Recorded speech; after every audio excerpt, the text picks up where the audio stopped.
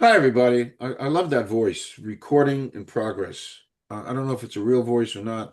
But anyway, this is the day after Memorial Day, so talking chronologically.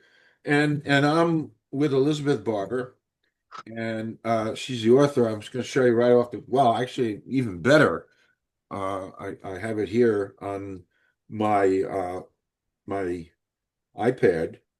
She is the author of Sacred Celebrations, which I'm going to plunge into. Sacred celebrations, designing rituals to navigate life's milestone transitions. Fascinating, fascinating, fascinating. And Elizabeth and I met in Kae Wagner, a best-selling author in her own right. Uh, she runs a Bold Authors Network. She's the founder of the Bold Authors Network that meets on Mondays from 4 to 5. Not yesterday because it was a holiday. And I've been doing this for 3 months. And Kay has been transformative in my life as an independent author because she's amazing and wonderful. And she just guides us along because independent authors need so much guidance and help because it's a rough world out there. It's a rough world that chews you up and spits you out. And I've been doing this long enough to know. And Kay has been this bright light bulb, this ray of sunshine, these metaphors, whatever. And that's how I met Elizabeth. And boom, boom, boom. We clicked, we zoomed, and we found such important particulates of commonality Hmm. that from the spiritual side of Elizabeth to the fact that she's an adoptee and an adoptive mom. My son is adopted. That's enough. That's powerful stuff. Enduring, wonderful, precious commonalities. So we're going to explore lots of stuff here from adoption and sacred celebrations and some of the things that you're working on. So my monologue, which is not modeled after Johnny Carson, but my monologue is now officially over. Elizabeth, I'm so glad you're here. Truly. Thank you. Uh, Thank you so much. yes. So why don't you do a little background and then we'll talk about stuff. Sure, sure. Well, thank you so much, Calvin, for having me. And again, yes, grateful to Kay Wagner. And for those of you who are authors or aspiring authors, join us at the Bold Authors Network because it's really been a great place to learn craft and marketing and really make some wonderful connections with other authors and writers. So I live in Asheville, North Carolina. I have, as of August of this year, will be 25 years in entrepreneurship as a coach, speaker, author, shamanic practitioner. My work for many, many years focused on business coaching, and then I shifted more to work-life balance coaching, largely with professional women. And I continue to do that work, talk a lot about resilience and, how do we find our solid ground when life gets chaotic and turbulent and stormy. We might talk about the hurricane here. That's just happened in the last few months. And then my current project that I'm working on that you and I have talked about, Calvin, is about adoption reunions. And so I'm developing a body of work around how to develop healthy long-term relationships and adoption reunion. I've been in reunion with my birth family for 26 years. Wow. I met my birth mom, my birth dad, and 11 brothers and sisters. And not only did I meet them, I am in ongoing relationships with all of them Wow. and their spouses and their kids. I think I have like 16 or 17 nieces and nephews now. And then I'm also an adoptive mom to my daughter Riley, and we have been in reunion with her biological father for the past 5 years, and actually just came back from a trip to Atlanta seeing him. So yeah, so I'm navigating both ends of that spectrum, and I'm sure we'll talk more about that. But Sure. ultimately, it's all about relationships. How to have healthy relationships in all aspects of your life. So. Okay. By the way, the other particulate of commonality that we share is my granddaughter is Riley. Daughter is Riley. No, you can't. I said this before we went out. You can't make this stuff up. It's just a wonderful universe out there. The mysteries and the exigencies and all these wonderful things about the universe. So, um, let's start with adoption, reunion, parenting. I've got my little list here of things we want to kind of talk about. Uh, Sure. and this is fascinating. As both an adoptee in reunion, you just talked about that, and an adoptive mom. Um, what insights, and you got to have some unique insights, do you bring to the conversation around adoption and your own like identity? hmm Well, I think, so I was adopted back in 1970, so I'm a product of what they call the baby scoop era, where 99% of the adoptions were closed, and there was sort of this whitewashing of it, like, oh, adoption is this great beautiful thing, and a baby gets a loving home, and the adoptive parents get a child to raise, and the birth parent can feel assured that their child is taken care of, sort of the rainbows and unicorns version. But what we know now over the last 50 plus years is that adoption as a system is built on grief and loss. That all members of the adoption triad and many members of the adoption constellation, which is sort of the larger group of people impacted by adoption beyond just the adoptee, the birth parent, and the adoptive parent, that it's really a system built on pain and loss and trauma, and that we have to honor and acknowledge that, as well as some of course, the good things that can come from it. So I think my own experience as an adopted person and then going through a reunion with my birth family, which for me personally has been incredibly healing and positive, and that is not everybody's experience at all. But it has been mine. I've been very fortunate. But it's really informed how I'm raising my daughter as an adopted person. I remember I was doing some therapy work many, many years ago called family constellations. And the facilitator said to me, I was working on an issue between my mom and my birth mom. And he said, "You don't just have two parents, Elizabeth, you have four." And I was like, "Wait, what? What? No, I have my mom and dad." He said, "No, no, you have your mom and your dad, and you have your birth mom and your birth dad." And it was like the first time someone had spoken the truth to me. And so I've really infused that in how we've raised my daughter, saying, you have four parents. Three are actively involved in your life right now. Her birth mother is not currently in our life by her choice. But letting her know that she comes from all of us, and that it's all good. And I used to tease actually both of my mothers. I would say, "Well, I got all of your good qualities and none of your bad ones," and they would laugh and roll their eyes at me. But so adopted people, we have a family forest, not just a family tree. I love So that. Wow, I love that. mhm. That's great. Family forest. Wow. Um, was what was one of the more surprising things uh and or transformative moments that you discovered in this reunion journey? Mm. Um, I think for me, I would say the importance of mirroring. I think people who grow up with their biological relatives and they see their features and their speech and their mannerisms mirrored by the people that they grow up with, whether it's parents or grandparents or siblings or aunts or uncles or whoever, that's just a very normal thing. But when you're an adopted person and you don't grow up with that, I was 29 when I met my birth family. And even though I've known them for almost as much time, 26 years now, every time I see even just one of them, one sister or one brother or one parent, I'm just gobsmacked by seeing part of me reflected in them. And it sounds like a vanity thing, but really what it is it's a validation. it's a validation that, oh, that's where I come from. Mhm. And I see that, I always joke I come from good farm stock. Both of my birth parents, are big, solid people. I've got brothers who are like 6'1", 6'3". I got a brother who's a cop, one who's a Marine. They're big, solid people, as am I. And I was raised by two more petite parents. And I always felt like I didn't quite fit. And the reverse is true with my daughter. So her dad and I are both tall and blonde, sort of Northern European is our ancestry.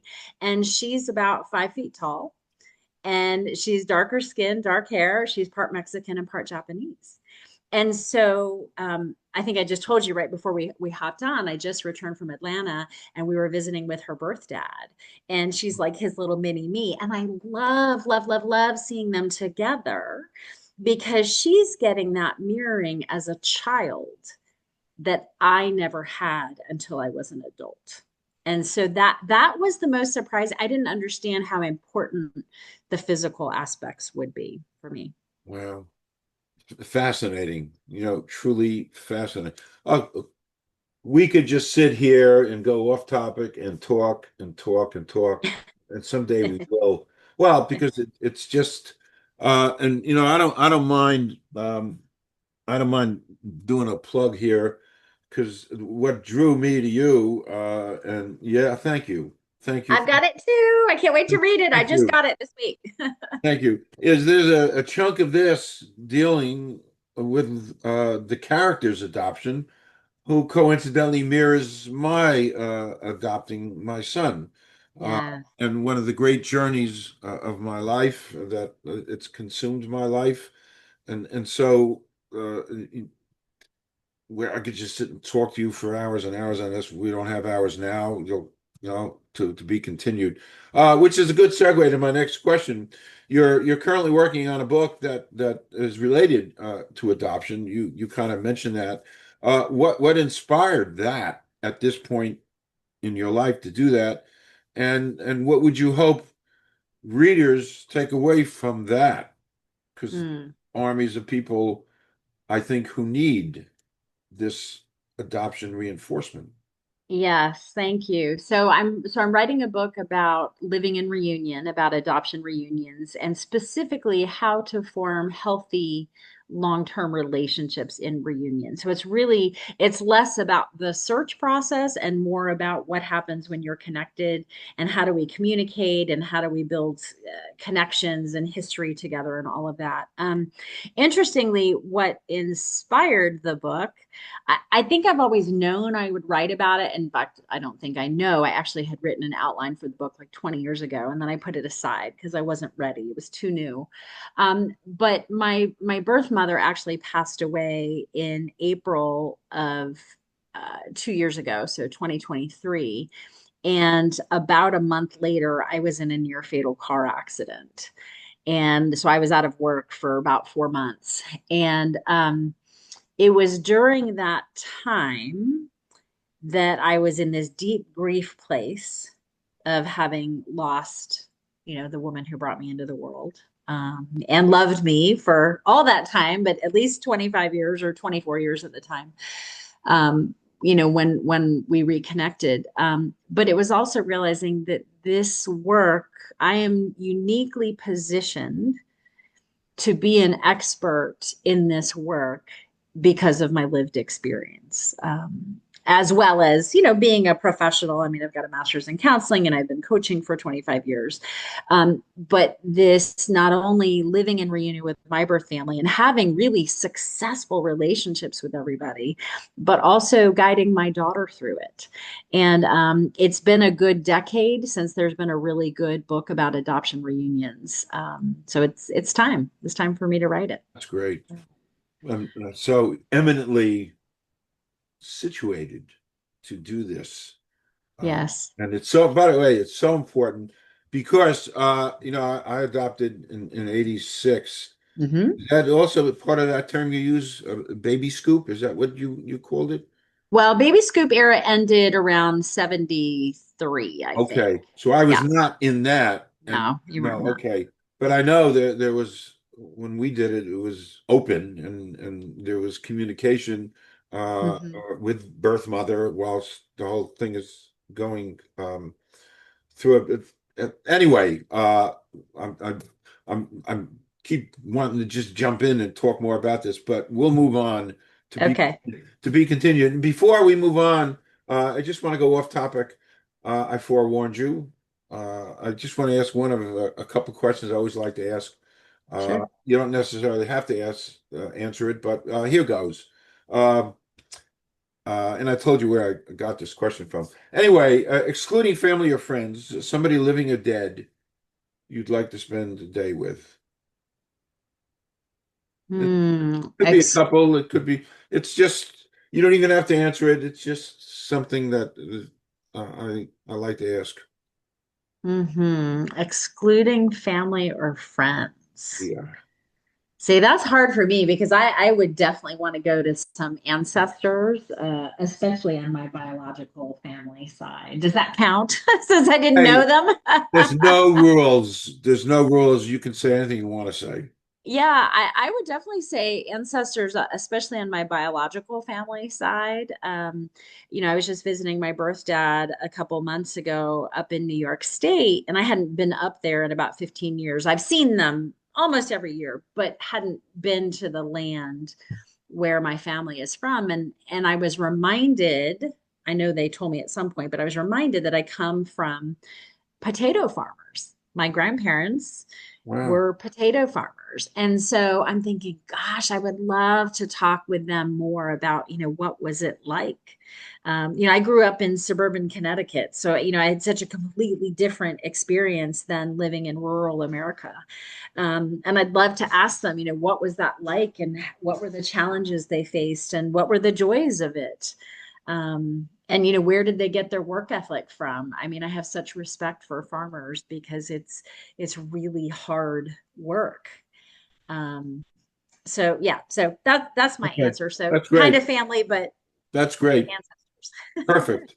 Perfect. Okay. So now we're going to talk about rituals and sacred celebrations, which relates to your book. Okay, I'm not going to turn on yep. my I'll iPad. hold mine up too. Yep. Sacred celebrations.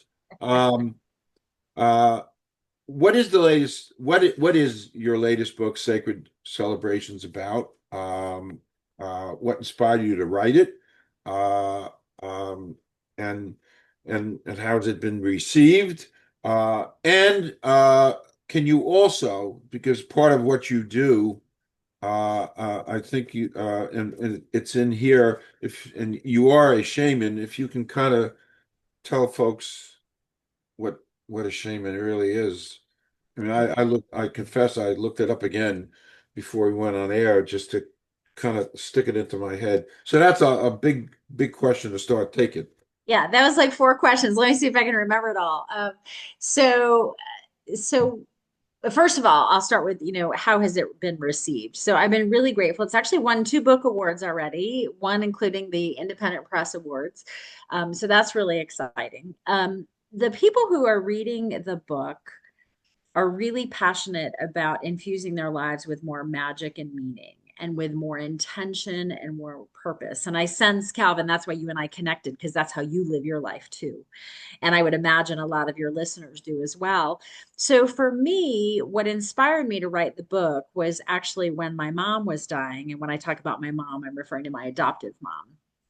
And when mom was dying, this is back in 2016, I worked with my shaman to help my mom with her transition from her earthly body to allow her spirit to release her earthly body and to move on to the great beyond, whatever that is, the great mystery none of us knows until we get there. And what I did, and I open up the book with this story, but what I did was I facilitated something called a white rose release ceremony, that was just a few days after she died, but that was before her official funeral or memorial service. And what we did in that gathering was I had about 30 to 35 women friends come and join me. And it was an honoring and a celebrating of my mom's life, but it was really an honoring and celebrating of all of our mothers. about mothers and grandmothers and aunties and ourselves as mothers for those people who had children. And what I did, as much as I did give sort of a mini eulogy about my mom, and I talked about her life and our relationship and how challenging, I had a very, very challenging relationship with my adoptive mom. But how we were able to come to healing and forgiveness through her illness and through her sickness.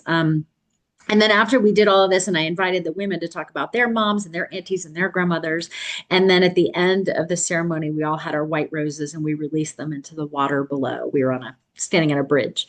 Wow. And so that was really what inspired me to write the book, because what happened was after that event, I had all of these women calling me and texting me and emailing me, days after saying, Elizabeth, that was the most profound ritual I've ever been to. Wow. And because it wasn't just about you and your mom and your grief, it was about understanding our role in the world as mothers and as women. And it was really inclusive for everybody who was there. And they were able to share stories and get to know one another and connect in a deeper way. And that was when I realized I need to not only write that story, but I need to talk about all the rituals that I've had in my life. And I interviewed, a good 50 or 60 people for the book too. So it's filled with lots of stories and anecdotes of rituals. So Fascinating, fascinating. And by the way, I don't know if you noticed, I'm actually taking notes. There's not that many, there's not that many interviewers. I know Jimmy Fallon doesn't do it and Jimmy Kimmel doesn't do it, but I'm taking notes. Well, because I'm taking notes. that's Um, that's great. how can and this is an important question for me because I've been on my spiritual journey, which I've told you about. I wrote my book. Yes. A journey to spirit. That's half the title because I'm hugely spiritual. I never asked for it, but I am. So that's another particulate that it attracts me and bonds us, the spiritual stuff. How can people who don't consider themselves, spiritual, benefit, and this is really important for me to know, benefit from the rituals in daily life? Hmm. Well, I think that is such a great question because I think the word ritual sometimes has a negative connotation for people, particularly if perhaps they grew up in the church and they were sort of indoctrinated and they're like, oh, that doesn't really feel good to me. Um, for me, when I think about ritual, I think about ritual as a sacred container for transformation or healing. And it can be as simple, literally, Calvin, as lighting a candle in the morning and saying a prayer or meditating. It can be as simple as making that cup of coffee or that cup of tea in the morning. And instead of starting your day with the news and social media, sitting on your back deck and savoring that coffee or that tea and communing with the birds. Like it can really be that simple. But then ritual can also be, as we've talked about, sort of on a grander scale about connecting with our community and our loved ones and being witness through big life changes, the birth of a baby, a couple getting married, someone retiring, someone having a milestone birthday. More and more I'm hearing about people that are like, yeah, this big 50th birthday party or this big 80th birthday party or, whatever. So I think witnessing one another in times of ritual is what's key there. And religion doesn't really have anything to do with any of it. It can be part of it if that's important to you. Certainly rituals can have religious or spiritual overtones depending on your tradition. Are you Buddhist? Are you Jewish? Are you Christian? Whatever. But it doesn't have to.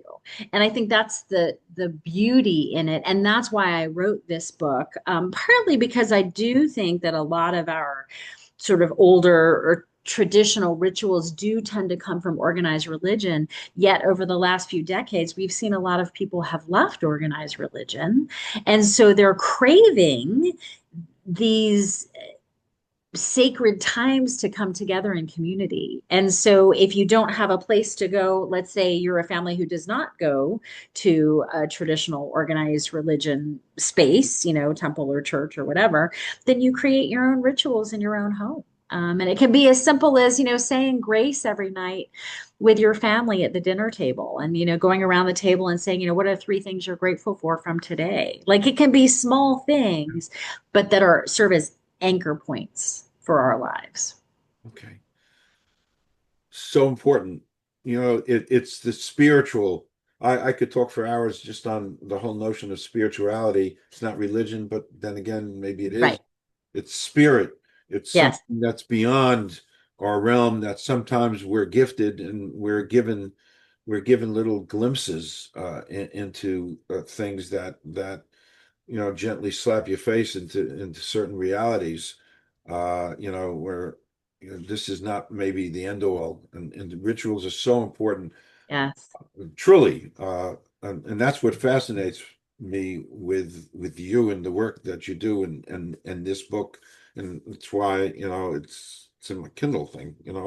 Um, can you share a favorite ritual?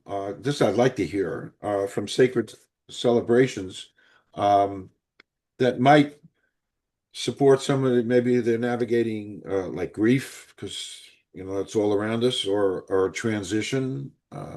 Is there like a favorite ritual? Hmm.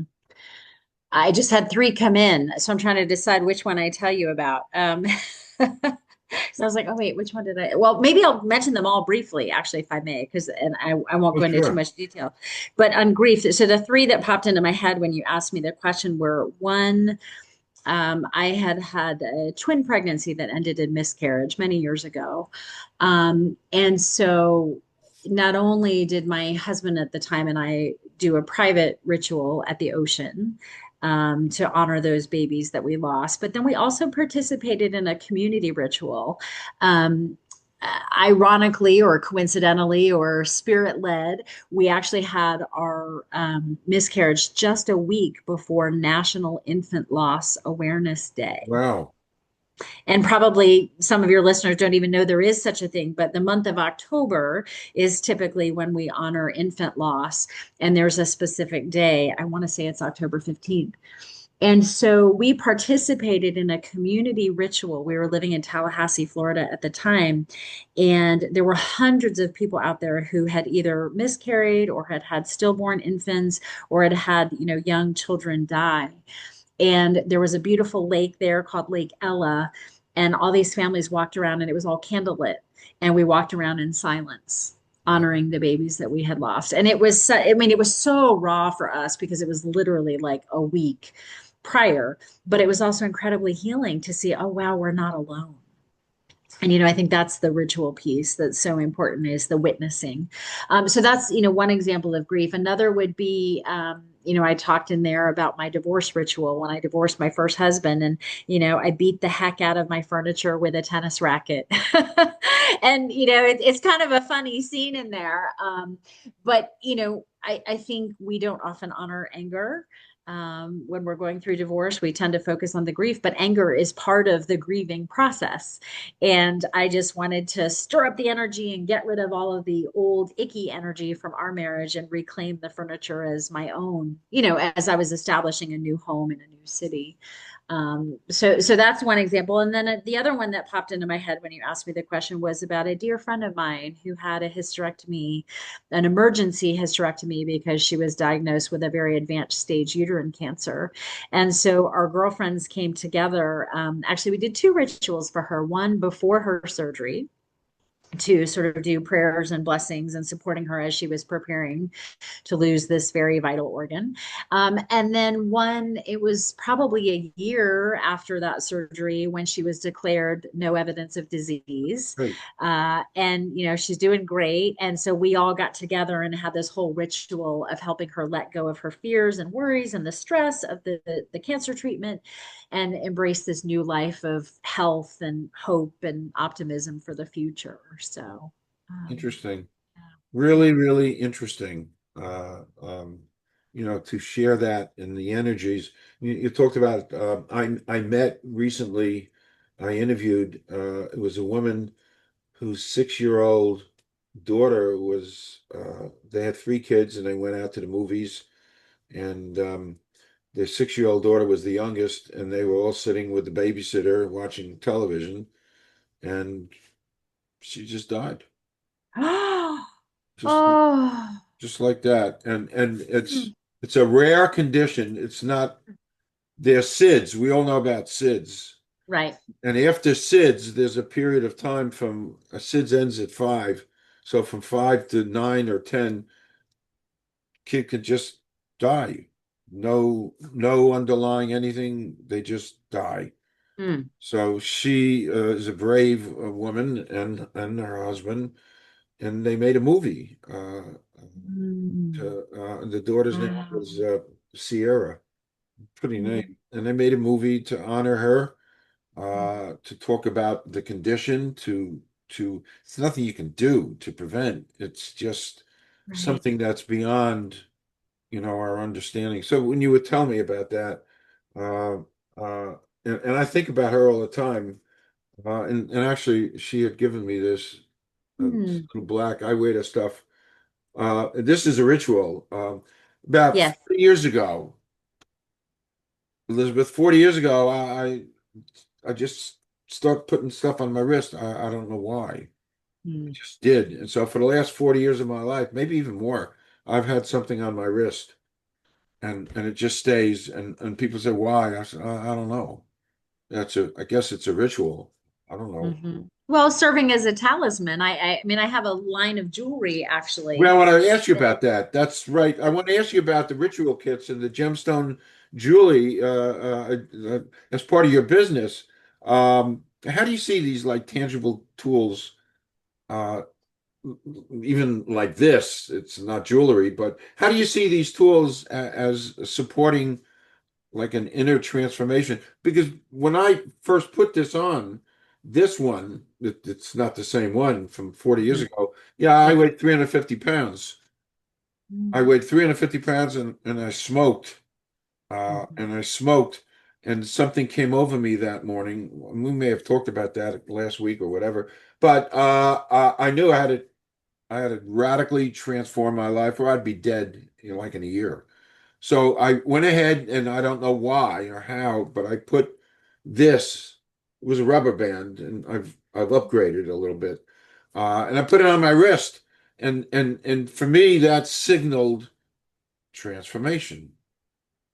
So talk Absolutely. about, your gemstone stuff and the ritual kits.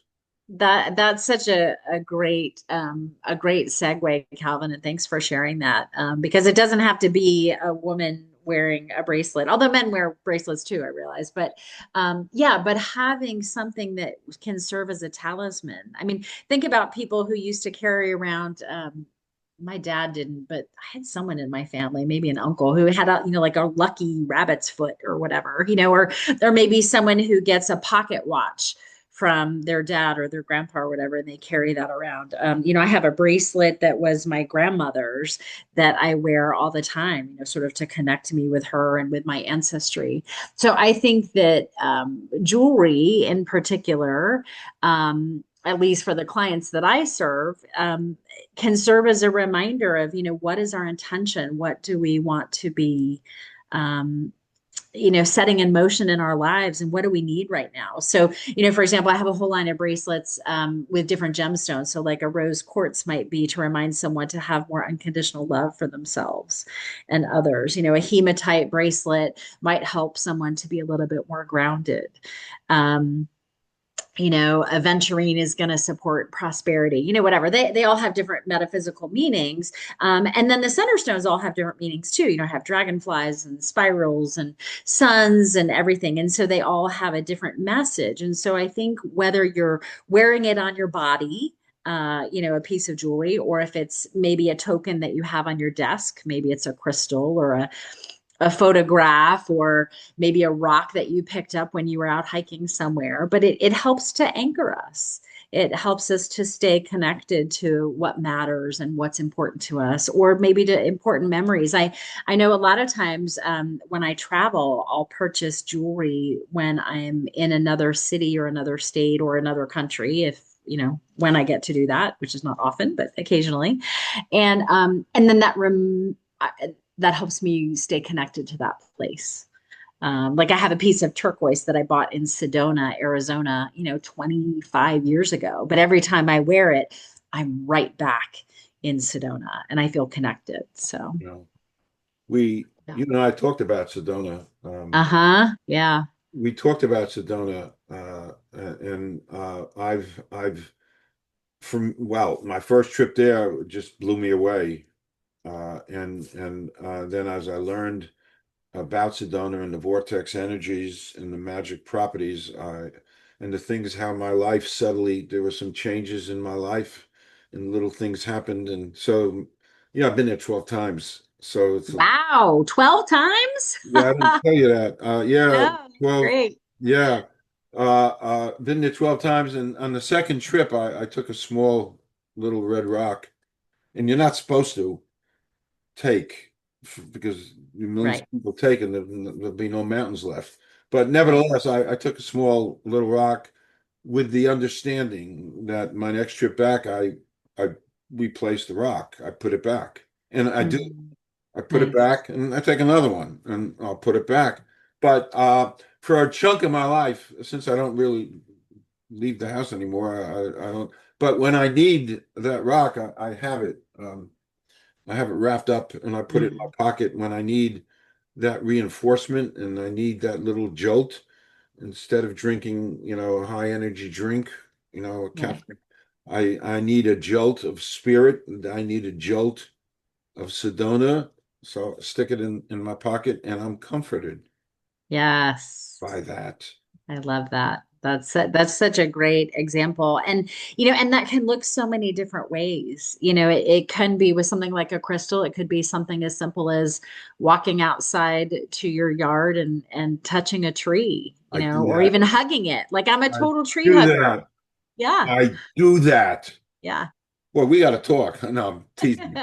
We got to talk. No, there's a tree out here. I don't know, it's a beach, whatever. It's just the most magnificent tree. And Yes. when it was here when, of course, we bought the house, and it's grown with us, and it's nice because the tree grows with us. But I often and you can tell me better than but I do um, talk to the tree, and sometimes Hmm. I'll hold the leaves for transferal of energy and stuff. Hmm. Just hold the leaves, and I'm just aware of this wonderful, wonderful, wonderful tree. Um, we're so connected with these things, Elizabeth. It's Hmm. so fascinating. Well, and I think a lot of people, more or at least more and more people, and I live in Asheville, North Carolina, so we have that very similar vortex energy here too to Sedona. It feels very magical when you are on this land. This is the oldest mountain range in the world. Wow. Uh, millions of years old. So I think that when we treat Mother Nature as though it's a living, breathing entity, we're more likely to take care of her. So whether that's the rocks or the trees or the flowers or the rivers, um, that's all so very important. So yeah, I've always had a special relationship with trees for sure. Man, same here. Same here. I go.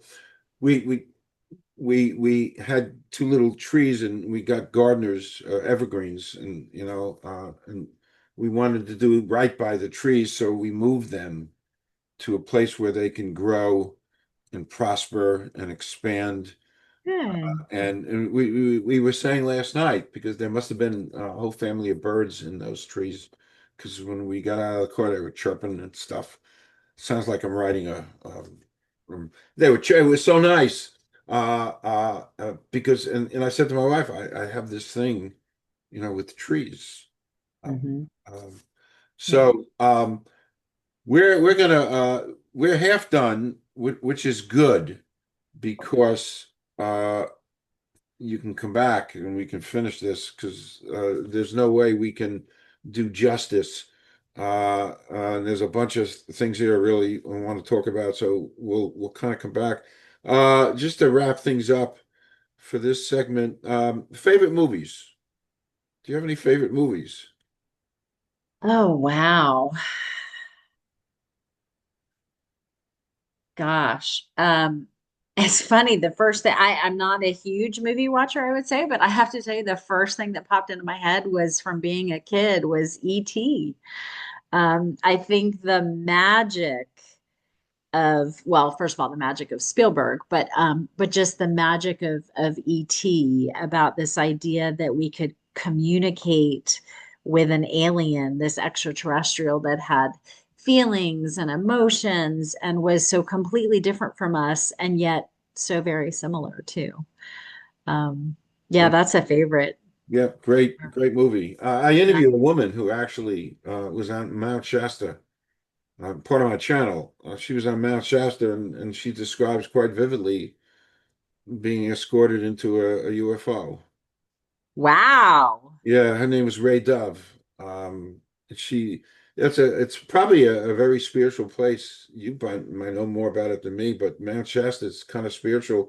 And she was camping out, and, and she has very good, and she's a wonderfully sane, grounded person.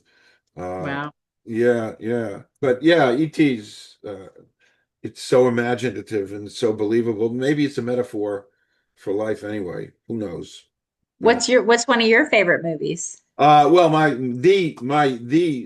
most favorite movie is Casablanca, and it's Yes. because I watched it back 20 years ago for the 51st time, and that's when the spirit entered me, and the spirit filled my head and told me to write my first novel. So That's right. I wrote Vichy Water, which I told you about. Right. Did nothing with it, but it was a vehicle for me to completely change my whole life. So I went from selling eyeglasses to becoming a journalist, another Right. novelist, a professor at Rutgers, an advisor to the Women's Health Institute, et cetera, et cetera, et cetera. That so Castle. I've since gone on to watch it 150 more times. Wow. No, I kid you not. We went to Italy a few years ago, and it was a long flight, and I had to sit in first class. I had bad knees, and they had a special movie thing, and there was Casablanca. So it was a long flight, so I watched it twice going there. Coming home, I watched it two more times. That's four times. Why? Well, because you know what? You can take away something from each viewing, and you can. It's a but. And then when I thought of you.